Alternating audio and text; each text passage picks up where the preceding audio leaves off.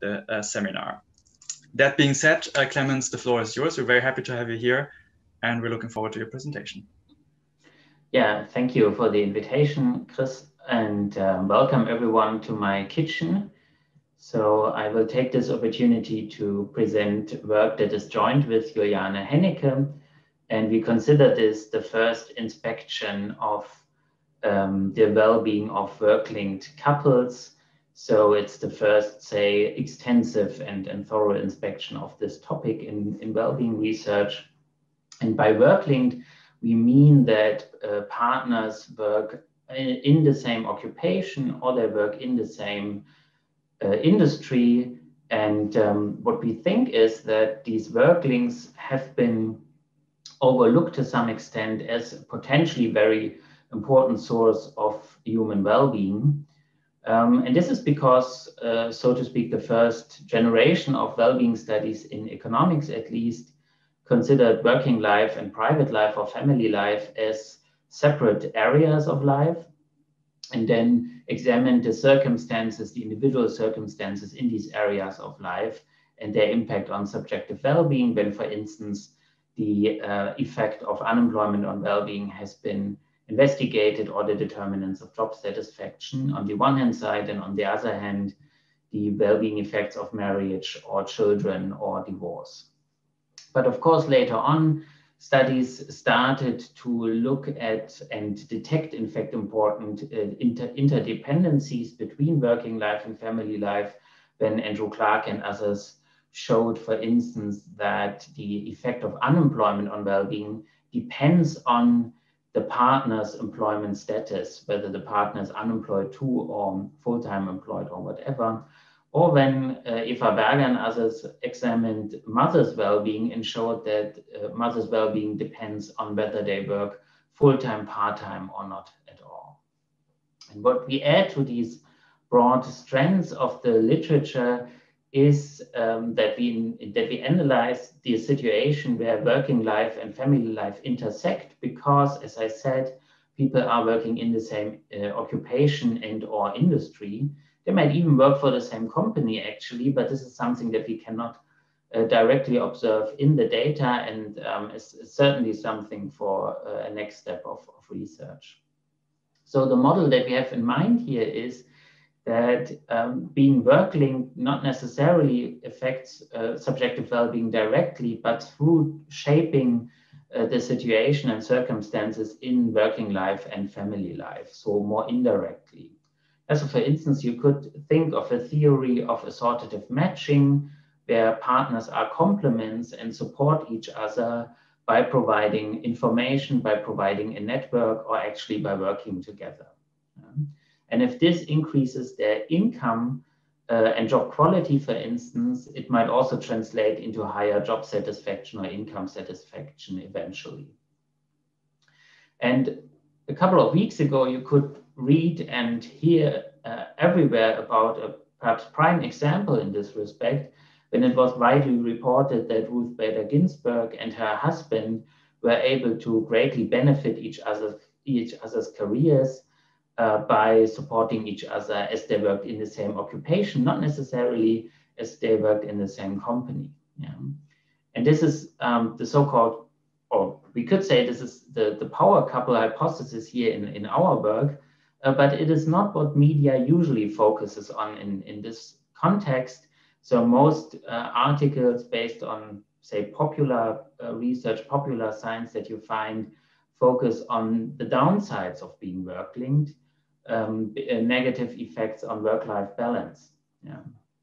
And of course, in turn, if there are these negative effects, it means that it's not necessarily a good idea to have these dual career policies in human resource management. Yeah, it might not be necessarily a good idea to hire couples and even come up with these dual career support policies that large corporations and universities have adopted in the past. And that was actually also the motivation to conduct the study in the first place. But there are many things that could be going on in the private domain too. Yeah? There might be these blurred boundaries, these negative effect on work-life balance, because conflicts easily spill over from working life to family life and the other way around. But on the other hand, there might also be positive effects here. So for instance, it could increase people's understanding for their partner's job demands when they are in the same occupation. And so it might be easier to negotiate, for instance, the division of household labor. Yeah? So there could be positive and negative effects at the same time. So when we look at indicators of work-life balance, such as satisfaction with family life or free time, the effects remain unclear. Yes, it's basically an empirical question, what's going on there.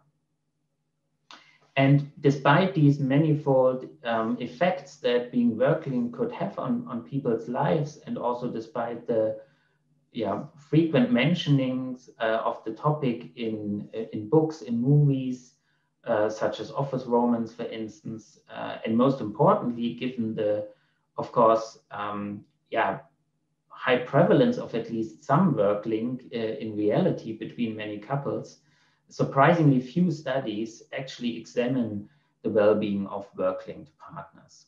So the few studies that exist come from psychology and analyze small, convenient samples, mostly military personnel in the US, and do not consider the, let's face it, apparent endogeneity issues that this topic brings about. So what these studies find is that being work-linked is accompanied by both higher job satisfaction and higher family life satisfaction. And that's it, basically. There are two Princeton economists that analyze at least income effects of being work-linked, and they seem to find positive effects, but we only know that from a conference presentation because a working paper has not been published yet. So it really seems to be a new topic to many. And what we do here is that we are actually interested in the effect of being work-linked on subjective well-being. And to this end, we consider a representative data set, and we also address the issues of endogeneity that certainly play a part here. And in the process, we look at both industry links and occupation links, and we study overall life satisfaction, as well as the satisfaction received from different areas of life, such as income satisfaction.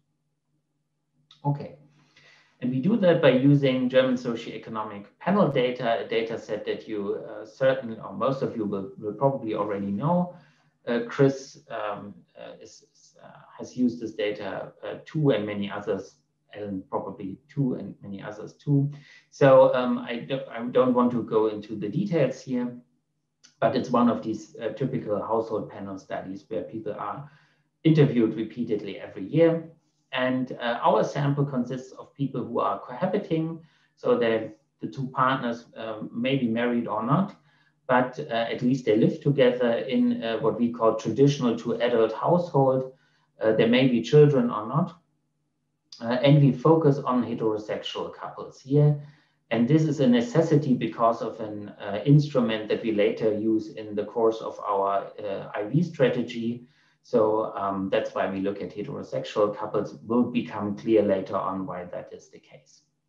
We only consider dual earners. So both partners earn income either from a paid job or from self-employment. They are between 25 and 64 years old. And of course, they provide us with all the information that we take into account in the study. And so we end up with more than 120,000 observations of around 24,000 individuals from 12,000 households. Okay, so this is how we define our work link variable. And in this presentation, I will focus on what we call the combined work link. So people are considered work linked if they are both in the same occupation and in the same industry. So this is because we want to look at the closest possible link given what's possible using our data. And for the occupation, we have a relatively detailed measure here at the 3-digit level based on the classification of the German Statistical Office. And to show you an example, I expect that most of you are economic scientists, and economic scientists in this classification is in fact such a 3-digit occupation. Yeah, and the first digit would be the social and teaching occupations here. The second digit would be arts and natural science professions. And the third digit is then economic scientists as opposed to other scientists. Okay, when it comes to the industry link, we have a less disaggregate classification that we use here, the statistical classification of economic activities at the 2-digit level. So for instance, consider the agricultural sector, that would be the first digit, the highest level.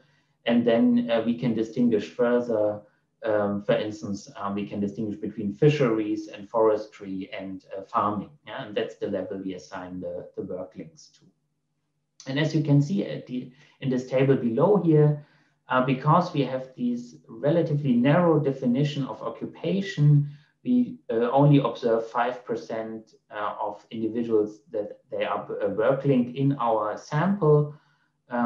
We would have many more observations of work linked individuals when we look at industry links, but I can also tell you that this does not change our results in the sense that we could look at industry links only or occupation links only, and we would obtain the same results as for the combined link, which the following results will be based on. Okay, so when we then look at the highest level of occupations, just to give you an overview of the variation in the work link across occupations, we see the highest share of occupation work links and also relatively high share of combined work links in agricultural occupations, as compared to, for instance, technicians, where work links are much less common. Yeah. But these agricultural occupations in our sample, they don't play an important role because there are only few observations of people working in the agricultural occupations. What's more important, for instance, here are those that we often observe, like social welfare and teaching professions, and they also have many people that are work linked. Yeah, they are important in our sample, and the same holds true for industries. Again, there are many industry links in agriculture, but only a few observations. So what really matters are the public sector here and banking and finance, because we have many observations and there are frequent work links in these groups of people. Yeah, they matter a lot. So I think our outcome measures are relatively straightforward. We have these standard one-item scales of satisfaction here. For instance, for life satisfaction, how satisfied are you with your life, all things considered? And then in the same way, the satisfaction from different areas of life are measured too. So these are one-item scales or 11-point scales from 0 to 10. Yeah? And this is like a first impression of the results. So you have the distribution of these different outcome measures here. And we compare work-linked and non-work-linked individuals. And as you can see, those who are work-linked seem to have higher life satisfaction. They also seem to have higher job satisfaction to some extent. And in particular, they seem to have much higher income satisfaction. Yes. When we then look at the indicators of well-being in private life, then it seems to be a little bit different. Yeah, so work-linked people are more at the lower end of the scale of leisure satisfaction here, and there are hardly any differences in family life satisfaction. And of course, these groups also differ in many other respects. So for instance, those who are work-linked as compared to those who are not work-linked are better educated, they are more often self-employed, they have shorter partnership length, they report higher individual incomes and household incomes, and they are more often observed in management positions. Yeah, this measure of occupational autonomy here is basically a measure of the career ladder, and we observe work-linked people more often at higher career levels. Yeah. Okay.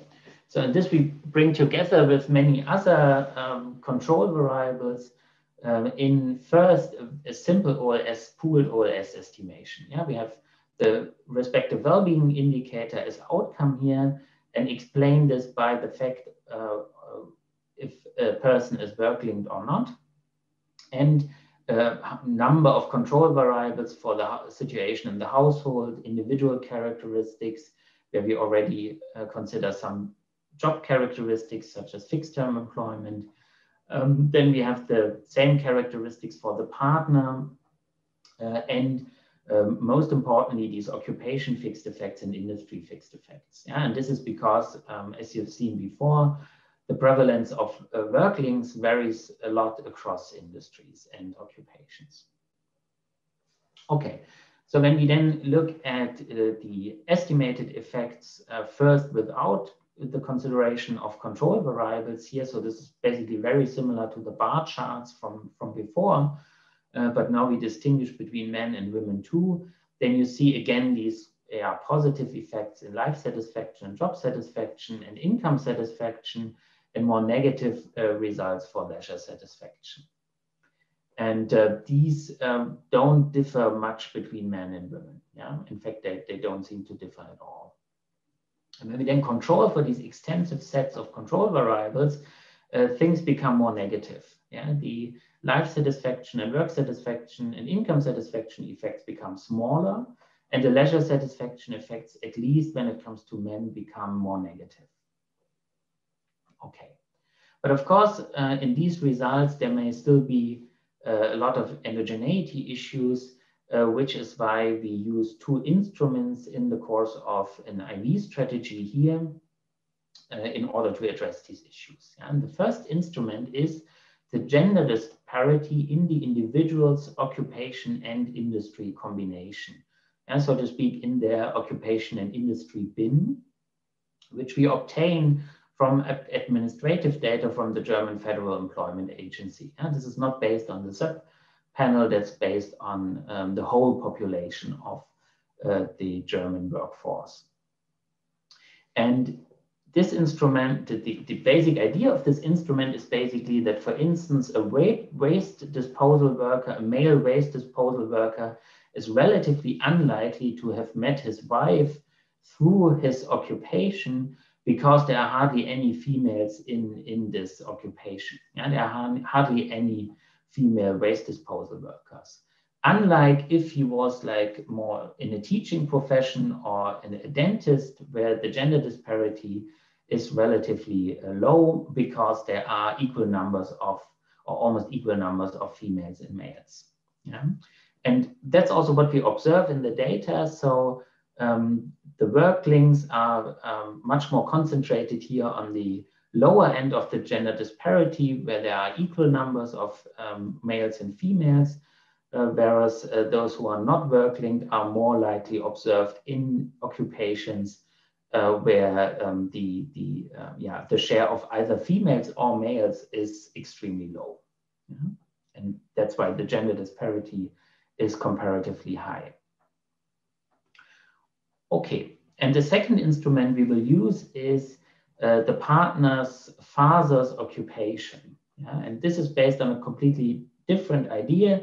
So we start from the assumption that occupational choice is to some extent inherited. So there's intergenerational transmission of occupational choice.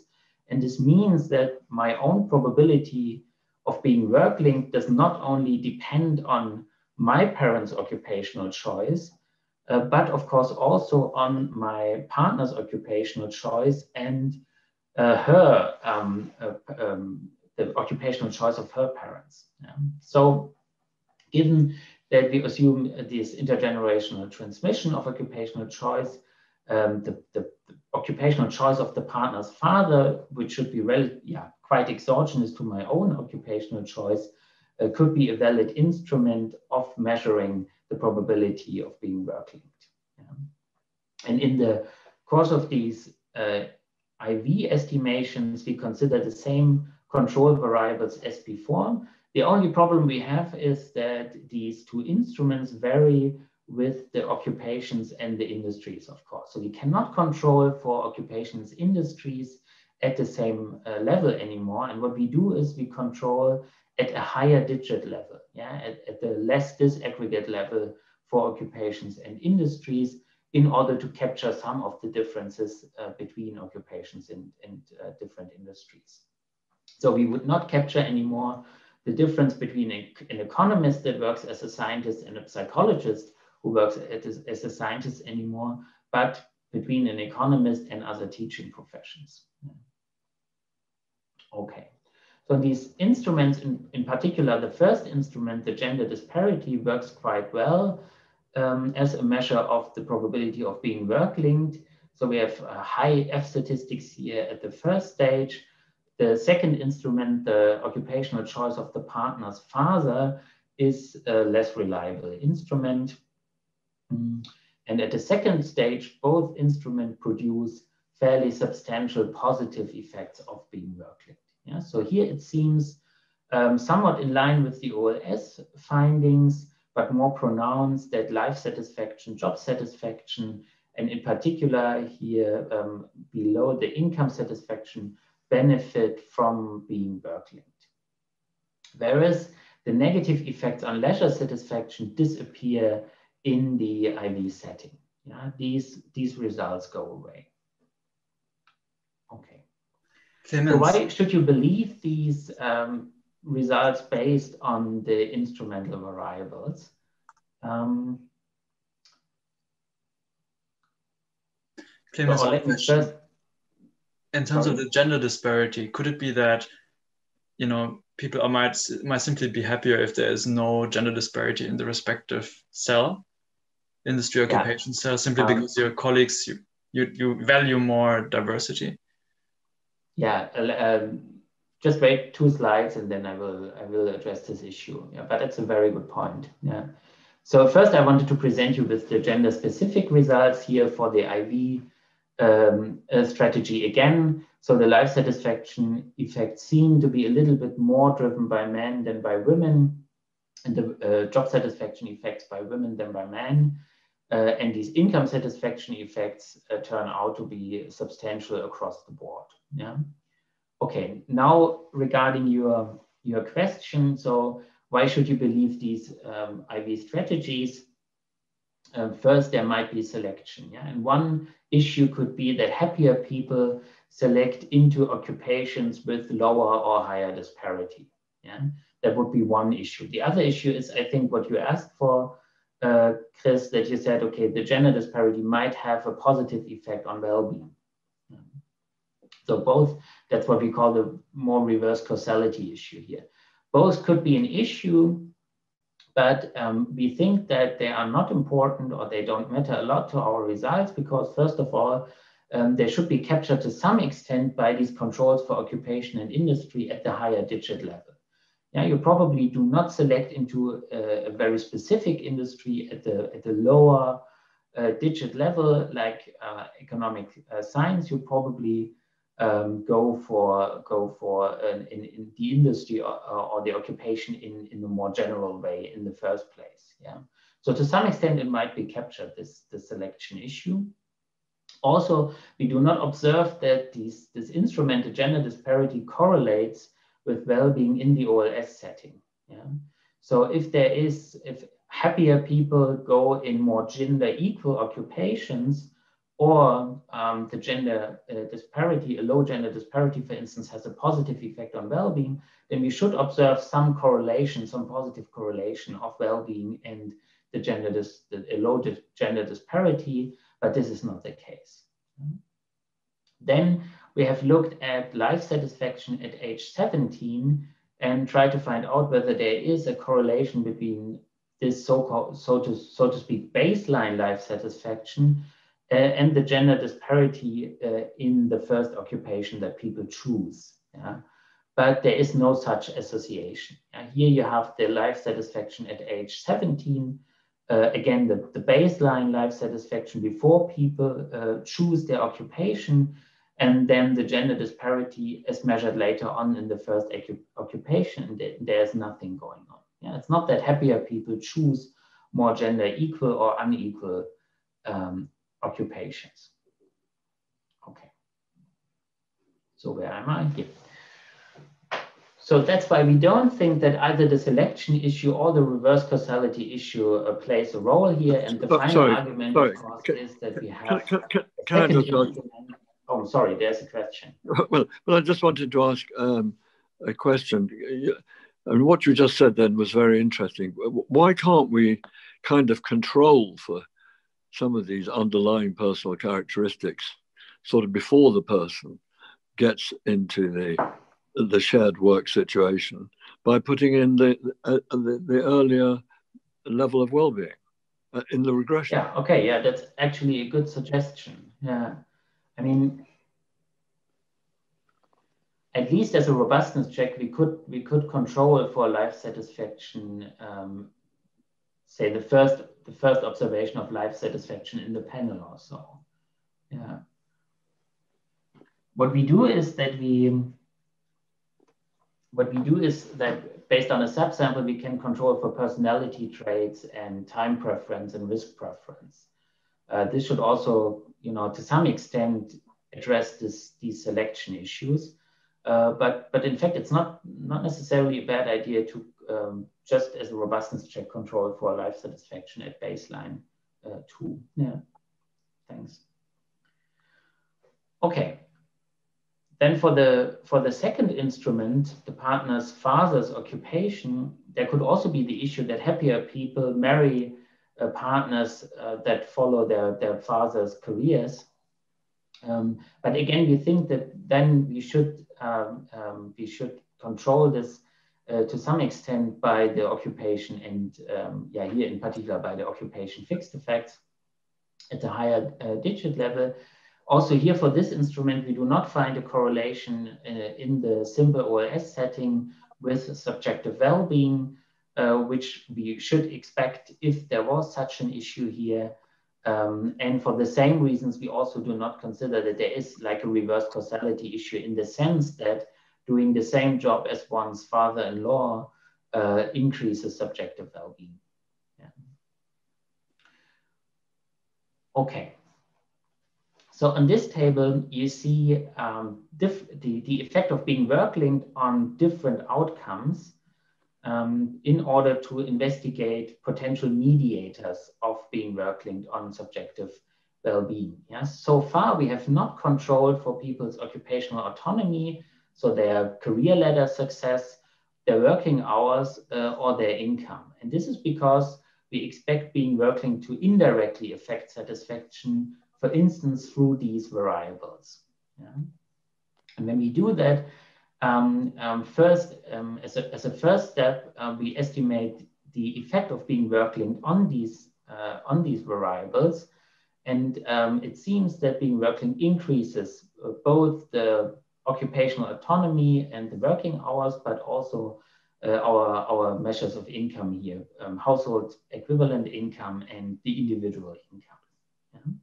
So this is in line with the idea that being work-linked is beneficial in the work domain. And then we can, in a second step, control for these variables, of course, also in the IV and the OLS setting. And what we find is that to a minor extent, to some extent, the effect size of being work-linked on well-being becomes smaller when we control for these, say, mediators, or potential mediators or potential endogenous variables, but they also stay substantial and significant. Yeah. So perhaps to some extent these variables explain why being work-linked increases well-being in the work domain. It's a bit different for working hours because when we control for working hours, then the negative effect on leisure satisfaction disappears completely in the OLS. In the IV setting, we didn't have effects on leisure satisfaction, so there's no change in this regard. Yeah? So working hours strongly explains what was going on in the OLS setting. Then in addition, we have tested for group differences. And for instance, we can show that those partners that earn less than their partners, so those individuals that are the low income earners in their couple, drive or show these positive effects of being work-linked on well-being in particular. Yeah, so these income satisfaction effects are mostly explained by those who have the lower income as compared to their partners. But we think that, and this holds even true when we control for the overall level of household income of these people. So what we think that is that this could point to reference income effects. So for instance, there might be a status spillover of the higher income earner to the lower income earner in the couple, or the higher income of the high income earner might serve as a signal of positive future income increases for the lower income earner as they are in the same occupation. Yeah. So perhaps this is indicative of reference income effects. We also show that the positive effects of being work-linked are driven by those who are high-skilled. Yeah, we would not observe this in a sample of low-skilled individuals. And then we have analyzed two groups that are perhaps most likely to actually work together, perhaps even working for the same business, self-employed people and people in the agricultural sector. Yeah. And here, we do not find these positive effects of being work-linked on life and income satisfaction. So this is the same for self-employed workers and those in the agricultural sector. And what we think is that perhaps this could be about could be something specific about self-employment or agriculture, of course, but it could also indicate that the closest work link is not necessarily the optimal work link. Yeah, so those who are running a business together do not show these positive effects. So this could mean, in fact, that a very close work link is perhaps not the best what you can have. And the occupation link or the industry link are already the optimal link. Okay, so what else? As I said before, we can show the same results basically for industry links only and occupation links only. So it doesn't, the patterns don't change when we look at the combined link or just one of these two kinds of links. Also, as I said before, controlling for personality does not change our results. And what is more work in progress is that we need to account for multiple testing here, and that we want to investigate what I call the risk sharing argument further. And here, by that, I mean that we kind of rule out a negative aspect of being work linked by looking at dual earner couples. And this negative aspect could be that their income risks, so the income risks of both partners are correlated. Yeah? When they work in the same occupation and the same industry, they might have a similar income risk. And we kind of, to some extent, neglect this issue because we do not consider unemployed people or non-employed workers here. Yeah, so, but if the risk event is in fact unemployment, or more precisely that both partners are unemployed at the same time, then we kind of overlook this issue here. And what we need to do is to address the sample selection by looking at a broader sample that includes people who are currently unemployed or non-employed. We did not do that so far because we don't observe industries and occupations for these people, but of course we can extrapolate from previous observations in the panel of the same people and assign them their previous occupation. Okay, so let me sum up. In particular, the IV estimations produced substantial positive effects of being work linked on life satisfaction, income satisfaction, and job satisfaction, which is in line with our reasoning about assortative matching of complementary partners who support each other in their careers.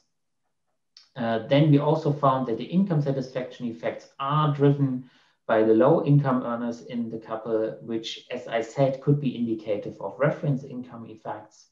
We do not have effects across all specifications and estimations in these indicators of work-life balance, leisure satisfaction, family life satisfaction, which leads to the conclusion that our results are generally quite supportive of dual career policies. Yeah, of course, this is a cautious policy implication because we did not actually estimate the effects of dual career policies on subjective well-being here. But suppose we would have found the alternative findings that substantial negative effects of being work-linked on subjective well-being, then of course we would hesitate to recommend hiring couples as a strategy for personal policies. Okay, so that's it from my side. Thank you very much. And I'm looking forward to your comments and questions. Thank you very much, Clemens. Any questions? I would suggest you simply speak up. I think that's the most efficient way.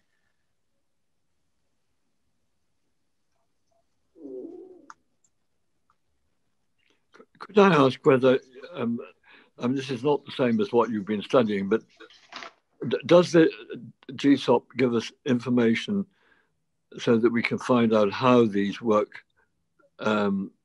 linked work patterns arose? Did they sort of begin before the people got into the work link situation? Did the coupling occur, or did it occur once they were in the work link situations? Yeah, so we tried to find out about that. Yeah, we tried to look at people that we observe early on in life, before they meet their partners, before they start cohabiting with their partners, and then try to investigate like the time dimension of occupational choice and partner choice. But this led nowhere because of sample size issues. Yeah? So we weren't really able to identify, so to speak, the different career paths and partner choice events in these people's lives, because most people are observed, of course, for the first time in the ZERP after they've chosen both their long-term partner and their careers. Right.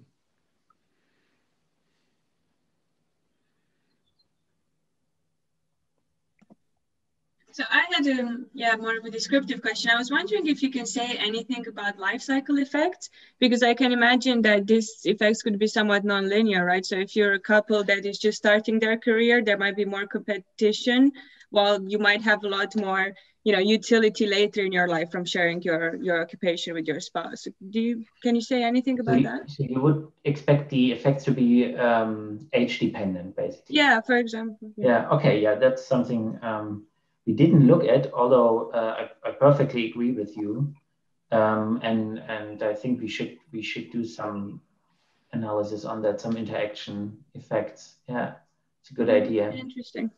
Yeah.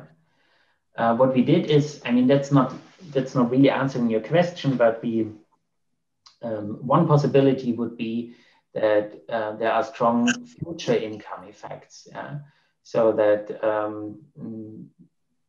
when we really think about this idea that they support their career progression, then it's perhaps not the current income that we should control for to explain these positive effects, but all future incomes. So what we did is we also controlled for all future incomes that we observe in the panel, and indeed this to some extent explains the results. So this is kind of a life cycle effect that we look at. But as I said, we should also look at heterogeneity by age. Yeah. Thanks.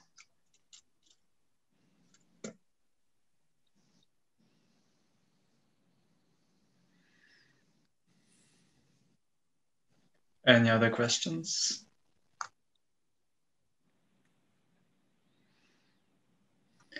Are there maybe other data sets that you could use? Is there no data set that sort of focuses specifically on dual career couples? So why would you, in what dimension would you try to improve on the data set? So what? Just more observations, simply. More observations? Yeah, I don't think we really have a problem with observations. true. I mean, if you wanted to follow them throughout their, life cycle, then we have a problem with observations. Yeah. Some sort of exogenous variation you could use. Moving, no, probably not. Yeah. Yeah, we thought about this a lot, maybe or mostly for the reason that we wanted to like really identify couples that work in the same company. But we didn't come up with a good data set here or better data set than compared to what we have. Because the SERP is relatively detailed and allows us in a, I think, quite good way to run these IV estimations. Yeah, because we can, we have these detailed occupational classifications that we can use to assign the gender disparity in the same occupation and industry from administrative data and so on and so forth. So yeah, we actually think that the data is already quite good. Yeah, maybe one thing that would help if you were to get occupation data even at the 4-digit level, I think that might increase the probability that people are within the same company or within very, very similar occupations. Yeah. I don't know if you, yeah. Or not, yeah. I mean, if this is a small firm and it employs only like one person per specific occupation, I mean, this is a very specific occupation then, the 4-digit level.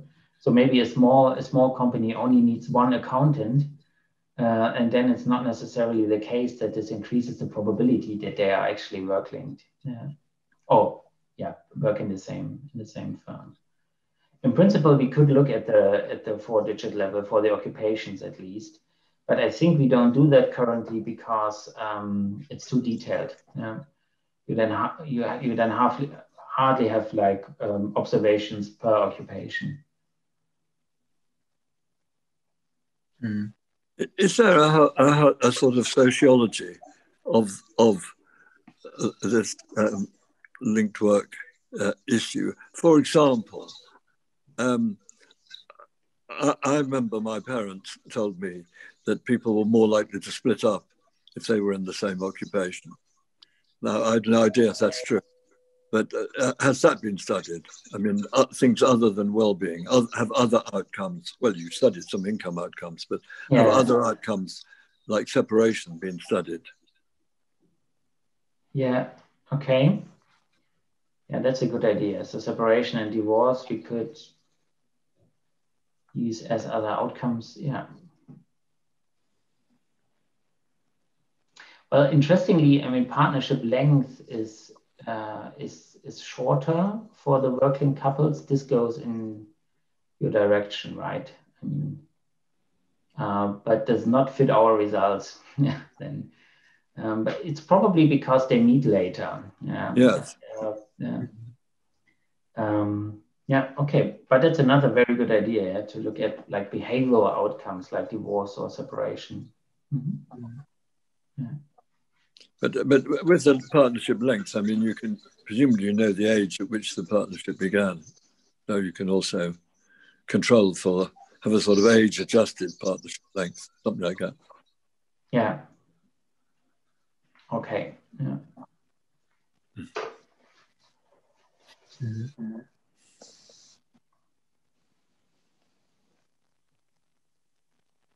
Interesting.